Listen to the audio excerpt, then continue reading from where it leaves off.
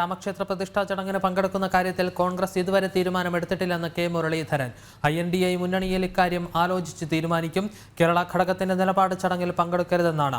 ഇക്കാര്യം KC വേണുഗോപാലിനെ അറിയിച്ചിട്ടുണ്ടെന്നും അദ്ദേഹം പറഞ്ഞു. കോൺഗ്രസ് ഇതുവരെയായി ഒരു നിലപാടെടുത്തിട്ടില്ല.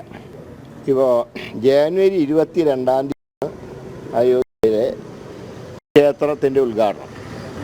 അതിന് ഇനി ആലോചിക്കാൻ സമയമുണ്ടല്ലോ. കാരണം കോൺഗ്രസ് ഒരു ദേശീയ പാർട്ടിയാണ്, മാത്രമല്ല ഇന്ത്യ മുന്നണിയെ നയിക്കുന്ന പാർട്ടിയാണ്. ഇന്ത്യ മുന്നണിയിലെ ഏറ്റവും പ്രധാനപ്പെട്ട ഘടകകക്ഷിയാണ് സമാജ്വാദി പാർട്ടി.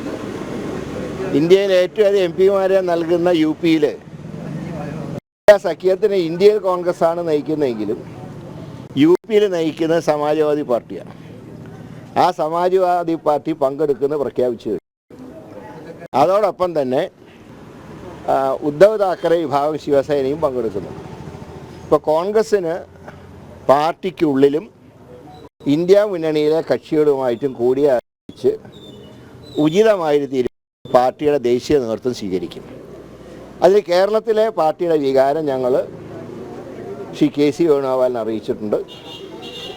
ഒരു കാരണവശാലും അതിൽ പങ്കെടുക്കരുതെന്നാണ് കേരളത്തിലെ പാർട്ടി നേതൃത്വത്തിൻ്റെ തീരുമാനം.